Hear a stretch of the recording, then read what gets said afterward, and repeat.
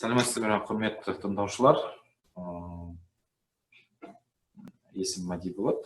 Жоғары көріп кеткен шығарсыздар аты жөнімді кім болатынымды. Енді осы тақырыпқа көшсек, ең біріншісі ол жүктілікті жоспарлау. Негізі жүктілікті жоспарлау дегеніміз не? Ол ең біріншісі жалпы сөзбен айтсақ, баланы дүниеге әкелу. Баланы дүниеге әкелу методикасы десек те болады, жоспарлау. Жүктілікті жоспарлау дегеніміз осы. Жоспарлаудың енді негізгі факторлар олар ең біріншісі әйел адам гинекологқа барып тексеріліп, қандай да бір аурулар бар, инфекциялар, соның бәрін тексеріп, анализін тапсырып, осы анализдің қорытынды бойынша гинеколог дәрігер өзін дәрі-дәрмектер жазып береді, әртүрлі басқа да кеңес беруі мүмкін. Оның ішінде дұрыс тамақтану, дұрыс ұйықтау, серуендеу дегендей. Және де ер адамның уролог өз денсаулығын өзін барып тексеру, анализін тапсыру, осының бәрін жоғары айтып кеткендей дәрігер өзінің кеңесін беріп, дәрі-дәрмек жазып беріп, соның бәрін алдын ала, әр нәрсені өзінің алдын ала әртүрлі жағдай, әртүрлі аурулардың алдын ала анықтап, осының бәрін дәрі-дәрмекпен, дұрыс тамақтанумен, серуендеумен жазу. Әрине енді баланың болашағы әкеге де байланысты, болашақ анаға да байланысты. 60-80% баланың денсаулығы әйел адамға байланысты. Қалған 20-30 немесе 40% ер адамның денсаулығынан байланысты. Егер де әйел адам денсаулығы зор болып тұрса, ер адамның денсаулығы нашар болып тұр, осы екі адамның қалай дені сау, мықты ұрпақ дүниеге келеді. Әрине, бірде-бір кемшіліксіз сондай бір бала туылуы мүмкін, бірақ көбінесе 99%-да екең біреу бір ауырса, бір ауру болса, дүниеге сөзсіз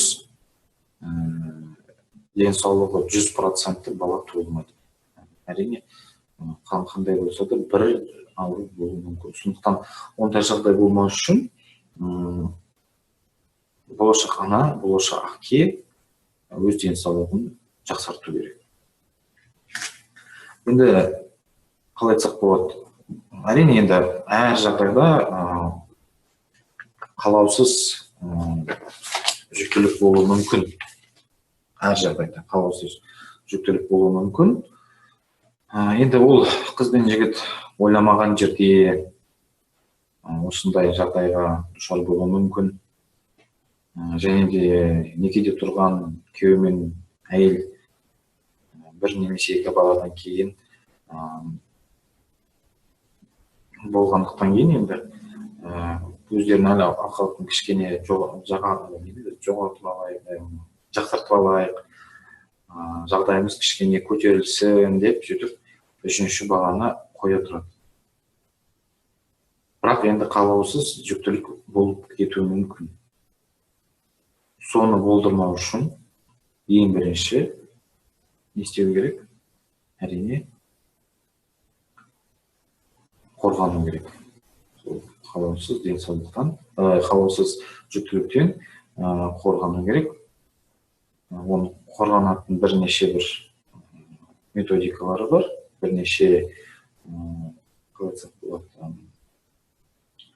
метод контрацепция дейді ғой, сол контрацепциялар бірнешеу бар. Ең біріншісі және де ең кең таралған ол презерватив.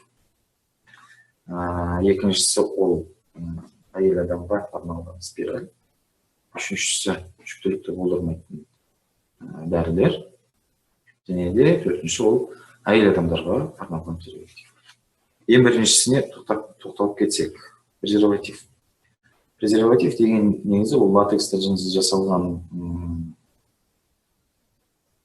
қалай айтсақ болады, контрацепция бір зат.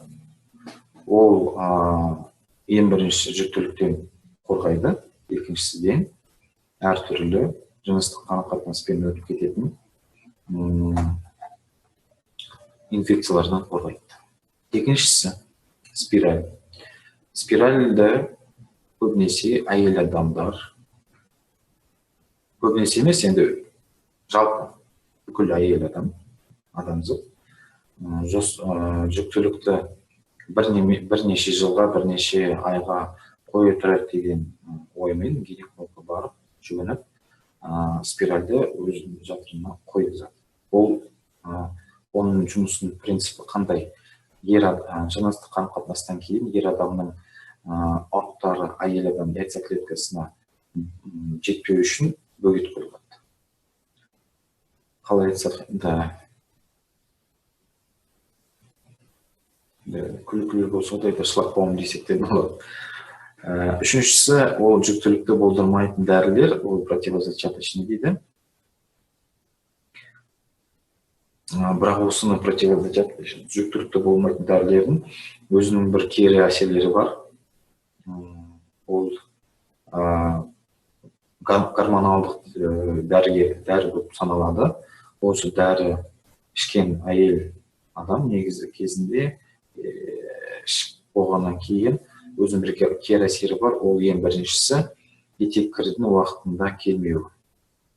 Және де психология жағынан да әсері бар. Ол көңіл күйге кері әсері бар.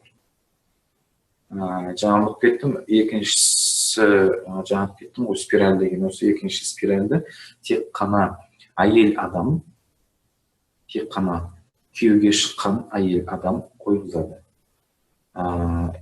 Жас қыздар, күйеуге шықпаған, ер адаммен болмаған қыздар бұл спиральді қоя алмайды және де оны қойғызбайды.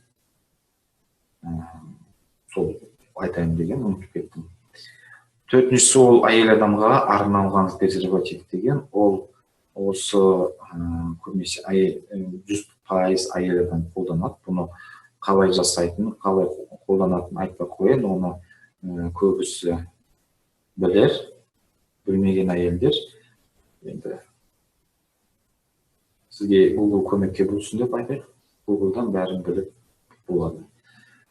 Енді осы 4 контрацепциялардың ішінде ең қауіпсіз ол презерватив. Ең қауіпсіз ол презерватив. Ал спиральді жаңа мен сізге айтып кеткендей, тек қана күйеуге шыққан әйел адамдар қоя алады. Күйеуге шықпаған әйел адам ер адаммен әлі де болмаған спиральді қоюға тыйым салынған, және де оны гинекологтар салғызбайды. Енді осының бәрін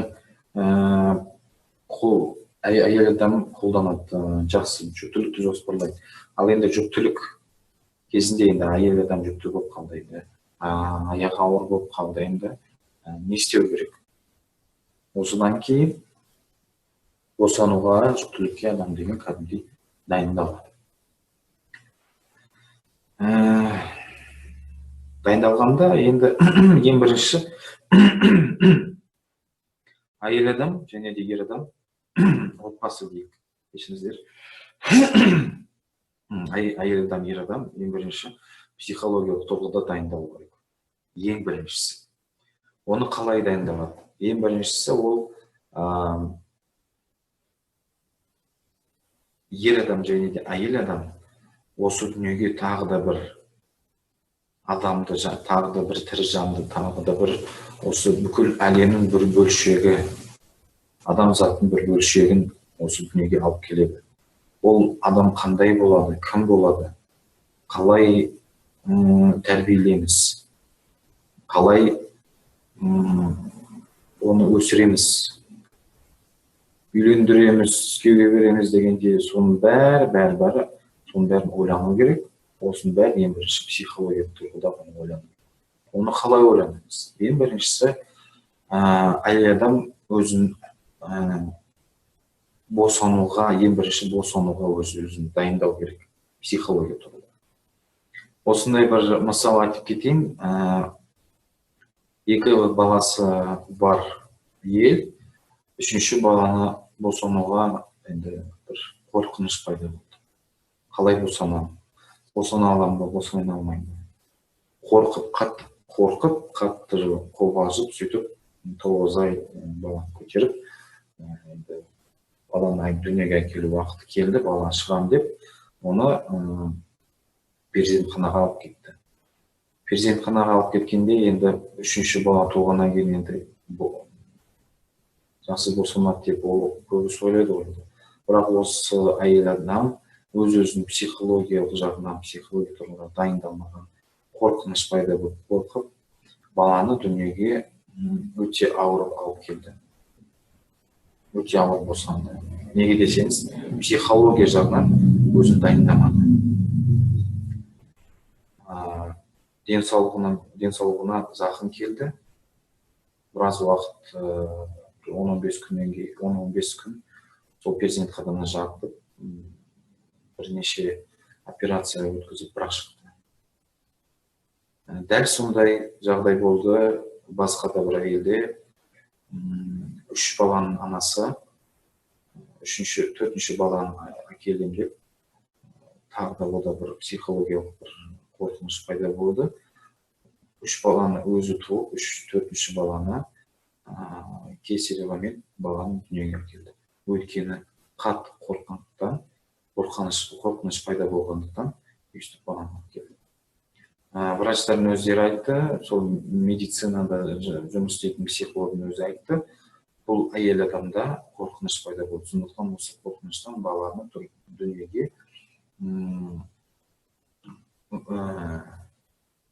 жалпы өзі әкелмей, кесарево сечениемен баланы дүниеге алып келді. Айтайын дегенім, осы мысалдармен ең бірінші әйел адам өзін психология жағынан дайындайды. Бірінші мысал ретінде әйел адамын айтып кеткенде, ол бірінші баласында, екінші баласында психология жағынан өте моральды түрде өзін жақсы дайындап, жақсы босанам, жақсы осы баланы дүниеге келем. Мейлі бірінші балам болса да, бұл баланы жақсы дүниеге алып келуім керек. Жақсы дені соң жақсы бала болу керек. Бірінші баласын 1 сағаттың ішінде босанды, екінші баласын перзентханаға барғаннан кейін, қалай оны енді суы кетіп, жарты сағаттың ішінде босанып, 3 күннен кейін, жалпы көбінесе әйелдер сөйтіп жатқаннан кейін, 3 күн жатса ғой, сөйтіп 3-ші күні перзентханадан шығарды. Балада дені сау, әйел адамда дені сау. Сондықтан босануға дайындалғанда әйел адам ең бірінші өзін психология жағынан дайындау керек. Оған сол психология жағынан босануға дайындалатын, көмек беретін ол үйдегі бірге тұратын адамдар. Ол не тек қана өзінің күйеуімен тұрса күйеуі дайындау керек, не ата-анасы болса, ата-анасы да психология жағынан оған көмектесу керек. Қорқынышты туғызбау керек. Қорқыныш пайда болса, әйел адамда баланы дүниеге әкелу өте қиын жағдайда болуы мүмкін. Сондықтан өз-өзіне әйел адам біріншіден өз-өзіне уәде беріп, өз-өзіне айту керек, өз-өзімен жұмыс істеу керек. Мен жақсы босанамын, мен жақсы бұл балам дүниеге келем. Бұл бала бүкіл әлемнің 7-8 миллиард адамдардың осы бүкіл әлемнің ғаламның осы ғарыштың бүкіл жер бетіндегі бір бөлшегі, бір бала, бір адам, бір тағдыры дегендей. Сондықтан өзін дайындау керек. Ер адамда, күйеуі де соны дайындау керек. Мысал ретінде өзімді айтып кетсем, өзімде де 3 балам бар. Әр балаға әйелімді, өзімді де, әйелімді, өзі де психология жағынан дайындадым. Қалай десеңіз, ол тек қана қасында отырып бәрі жақсы болады, сенікі дұрыс, бәрі жақсы болады деп айтуда емес, ол әйел адамға үйдің жұмысында көмектесу. Қандай да жағдайда болса да, әйел адам аяғы болғаннан кейін ол гормондарды бір орында тұрмайды, ол секіріп тұрады. Не таңертең тұрғанда күліп тұрады, түстен кейін жылауы мүмкін. Сондықтан сондай жағдайда ер адам соны түсініп, соған көніп, қол ұшын беріп көмектесу керек. Сондықтан ер адамдар да болу керек, әйел адамдар да психология бір-бірін дайындау керек. Ол болмағаннан кейін бір-бірін түсінбеушілік болмаса, отбасы болуда, баланы дүниеге әкелу де өте қиын болады. Сондықтан айтарым, бір-біріне жақсы қарым-қатынаспен, жылы сөзбен, мейіріммен, қошемет сөзді айтып, болашаққа бағдар қойып, соған жүре беру. Енді қалай жоспарлаймыз жүктілікті, және де осы баланы дүниеге әкелу, қалай жоспарлаймыз? Ол психология жағынан айтып кеттім. Енді дүниелік дүние жағынан қалай дайындаламыз? Дүние жағынан дайындалғанда енді ер адам ол үйге тамақ, әл-ауқат әкелуші дейді. Әйел адам осының бәрін үйдің жылуын, үйдің жарқын, үйдің мейірімін ұстап отыратын әйел адам. Сондықтан ер адам жұмыстан үйге келгеннен кейін, мейлі жұмыстан болсын, не қайдан болсын, әйел адам, ер адамды жылы сөзбен, мейіріммен, күлкімен қарсы алса, қандай да жағдай болмаса да ер адамда жұмыс. Үйде осындай жылу, сондай мейірім күтіп отырса, әр ер адам үйге жүгіреді. Әл-ауқат жағынан баланы дүниеге келердің алдында ол қайда жатады, қайда тұрады, өзін ата-ананың баланың дүниеге келетін болашақ аға, әке ананың денсаулығы қандай, әл-ауқаты қандай, осының бәрін ескере отырып, ер адам, әйел адам осының бәрін жағдайын жасау керек. Енді ол дүниелік дайындық болғаннан кейін сол жағынан дайындау керек. Тіпті төсегін, тіпті киімін, тіпті болмаса анандай бір жататын орынның жарығы қандай екен, үй жылы түсі қандай дегенде сондай оймен, сондай жағдаймен адам дайындалу. Енді жоспарламаған, ойда болмаған жүктілік пайда болуы мүмкін. Ер адамда, әйел адам, ер адамнан енді аяғы ауыр жүкті болып кетуі ол қалай болады? Мүмкін ғой.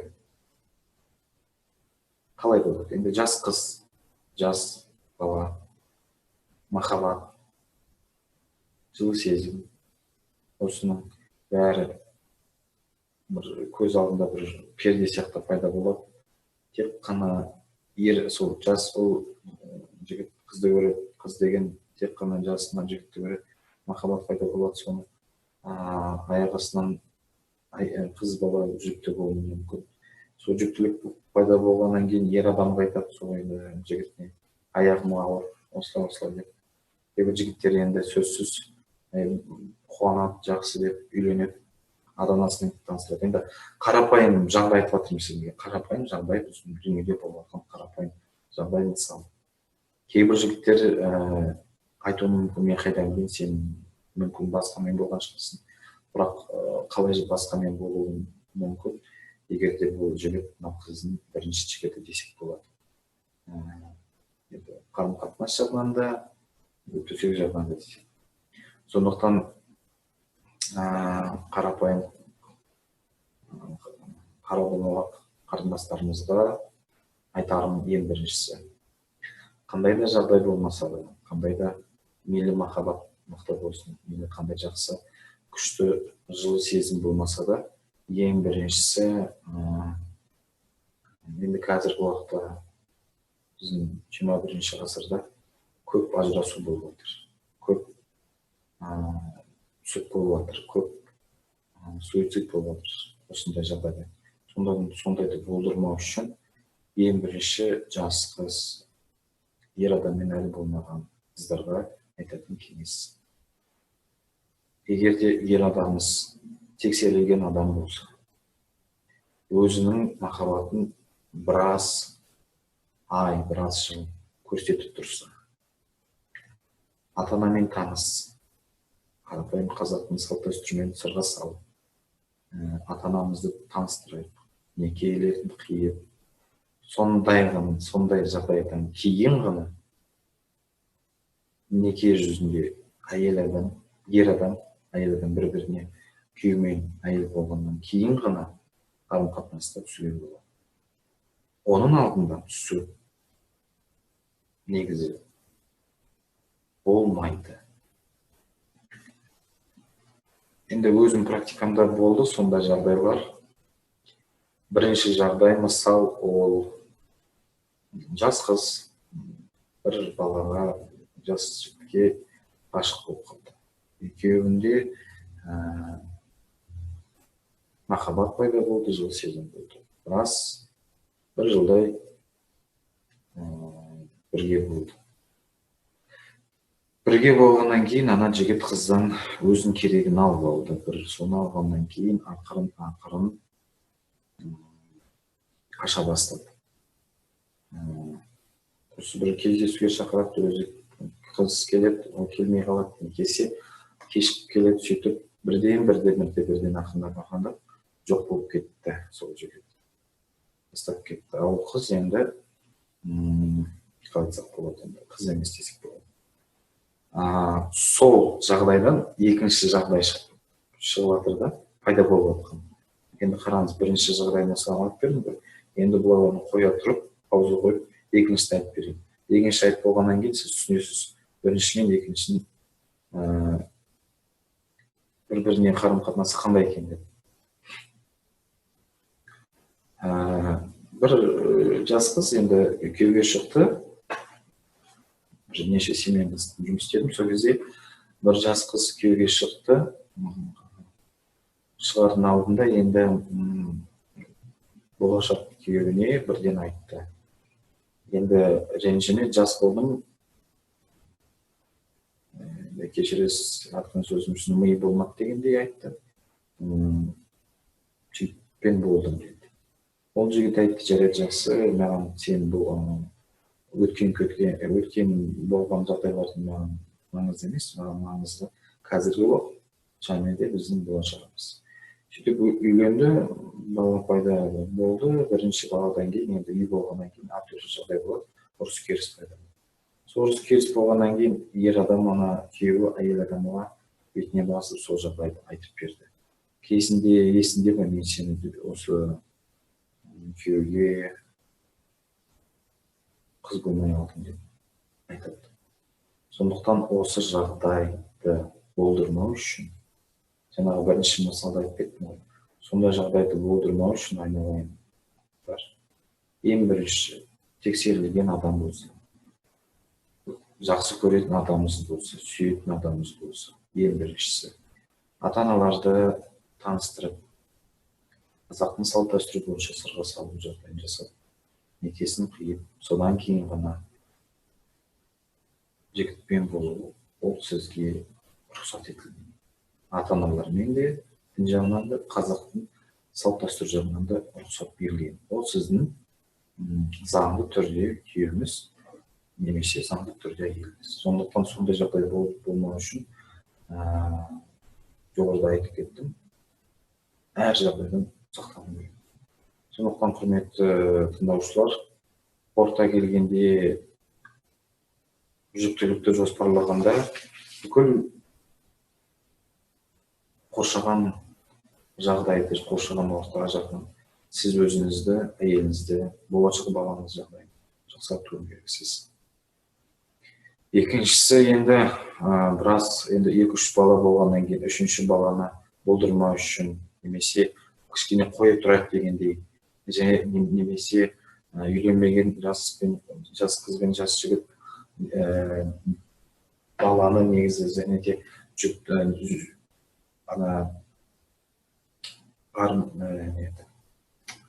инфекциялар болдырмау үшін сол қалай айтсақ болады, ұмытып кеттім сөзді.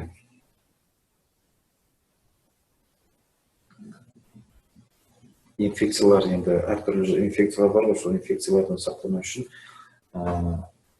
жыныстық қарым-қатынаспен өтіп кететін инфекцияларды болдырмау үшін жүктілікті біраз уақыттан кейін қойып тұрайық деген жас жұбайлар, соның бәрін осыны болдырмау үшін контрацепцияны қолдану керек. Оны айтып кеттім, ол презерватив, ол спираль, ол жүктілікті болдырмайтын дәрі, және де төртіншісі ол әйел адамдарға арналған презерватив. Және де жүктілікті және де босану жоспарлағанда ең біріншісі ол ауқат жағдайына дайындау керек. Өз жағдайын дайындау керек деп айтсақ болады. Енді екіншісі психология жағынан, психология тұрғыда дайындау керек. Және де үшіншісі ол ең қалай айтсақ болады, ең бастысы осы әл-ауқатпен және де психология жағынан дайындағаннан кейін үшіншісі ол әр әйел адам, әр отбасы өзінің бір мақсаттары, өзінің бір армандары бар. Не осы мемлекетте немесе осы мемлекет болмаса да анау аурухана, не басқа, не бірінші, не екінші дегендей ауруханаға барып, сол жақта перзентханаға жатып, сол жақта босанам деген.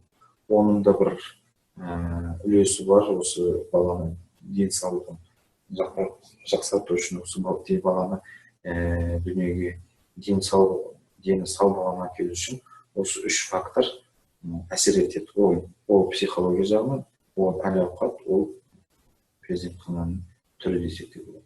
Өйткені қазіргі уақытта 21-ші ғасырда не бір хирургия жағынан, не жағынан, репродукция жағынан не бір методика пайда болып отыр, не бір техникалар пайда болып отыр. Жалпы баланы осы дүниеге әйел адамды қатты қиналмау үшін бәленбай методикалар ойлап табылып жатыр. Біраз дәрілер пайда болып жатыр, ойлап табылып жатыр. Соның бәрі әйел адамның денсаулығы үшін, бұл бүкіл адамзаттың денсаулығы үшін ойлап шығарып жатқан ғалымдарымызға сондай сол әйел адамның денсаулығына ойлайтын, және де ер адам, бүкіл адамзаттың денсаулығына ойлайтын, сол адамзатқа дүниеге үлесін қосылсын, осының бәрін адам үшін жасап жатқан ғалымдарымызға рахмет айтамыз. Енді қорыта келгенде осының бәрін айтып кеттім. Жоғарыдай сіздерге көп рахмет тыңдағаныңыздар үшін. Сұрақтарыңыз болса, және де осы контрацепция жағынан, осы және де жеке отбасылық әйел адам, ер адам, күйеумен әйелмен не бір араларында не бір жағдайлардың болса, бір-бірімен кейде болады итпен мысық пайда методикасы, итпен мысық кейде ғой, итпен мысық болғанда осының бәрін жағдайды болдырмау үшін маған жазсаңыз болады. Өзім жеке консультация өткіземін, жеке сөйлесек те болады. Мен почтама жазсаңыз болады. Ол ағылшын тілінде Madi 3011 mail.ru сол mail.ru, соған жазсаңыз өз жағдайларыңызды түсіндіріп, немесе кездесіп сізбен жұмыс істесе де болады. Сондықтан тыңдағаныңыз үшін рахмет. Мені тыңдап, өз уақыттарыңызды бөліп, көп рахмет. Аман саулықта кездесейік, аман саулықта жүздесіп осылай жүре берейік. Көп рахмет.